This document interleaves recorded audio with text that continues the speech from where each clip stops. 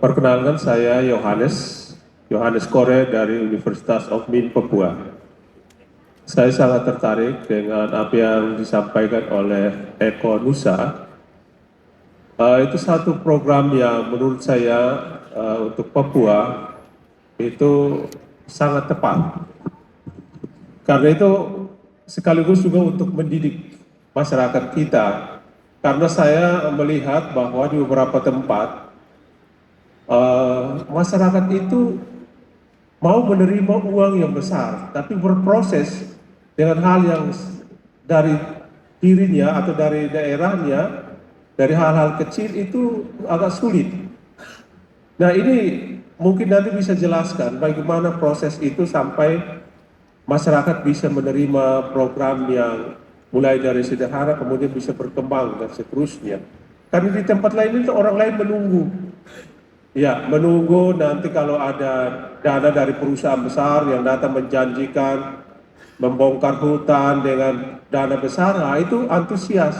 Tapi untuk hal-hal yang berproses dari bawah dan kemudian berkembang, itu agak susah di beberapa tempat.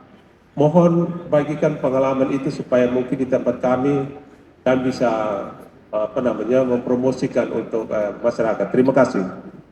Kadang kita itu skeptikal dengan masyarakat, merasa masyarakat sudah terkontaminasi macam-macam dan lain sebagainya. Tetapi kalau kita duduk bersama masyarakat, masih banyak yang kemudian masyarakat juga berpikir bahwa ada kemauan untuk mengelola apa yang mereka punya itu lebih baik, gitu ya. Kadang-kadang kita punya masyarakat rasa percaya diri itu tidak cukup kuat. Tetapi ketika kemudian kita dampingi, kita temani dengan baik, rasa percaya diri itu bisa lebih mengemuka gitu. Kita ada masyarakat yang kita dampingi di Sorong Selatan misalnya, hanya untuk bikin koperasi aja kadang mereka tidak cukup confidence. Tapi setelah 3 tahun koperasi jalan, rata-rata 1 bulan 1 ton udang mereka jual dan kita ambil dan kita kirim ke pembeli langsung. Kemudian kopra dari Kaimana, tadinya lewat Tengkulak di Kaimana, kita shipping langsung ke Surabaya, mereka dapat harga pabrik. Kemudian dari Jayapura juga, dari Sarmi. Jadi proses-proses itu ya harus ditemani dengan baik, dengan contoh-contoh yang yang ada di masyarakat, contoh-contoh konkret gitu. Dan kita punya kebiasaan di Papua, kalau ada 1-2 yang sudah berhasil itu akan sangat mudah direplikasi ke tempat lain gitu.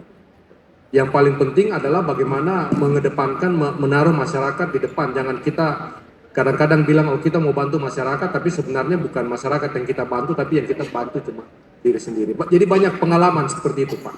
Nanti kapan waktu kita bisa diskusi lebih panjang terkait hal ini. Dan ini sebenarnya bisa jadi sumber income daerah yang potensial. Kita baru selesai studi yang namanya biorestoratif ekonomi, dan hitungan-hitungan kasarnya dari potensi yang ada itu bisa di-generate lebih dari ekstraktif industri kalau misalnya itu terkelola dengan baik gitu. Nah, cuman kadang-kadang barang kita dari Papua ini harus kirim ke Surabaya dulu baru diolah. Kita tidak punya pusat pengolahan yang cukup komprehensif di tanah Papua. Nah, ini yang harus kita pikirkan sama-sama, bagaimana pemerintah daerah kemudian bersama industri lainnya untuk membangun itu di Papua, sehingga kita tidak hanya jadi sumber diekstrak saja, tapi setelah itu kemudian ditinggalkan. Saya pikir begitu, Pak. Terima kasih.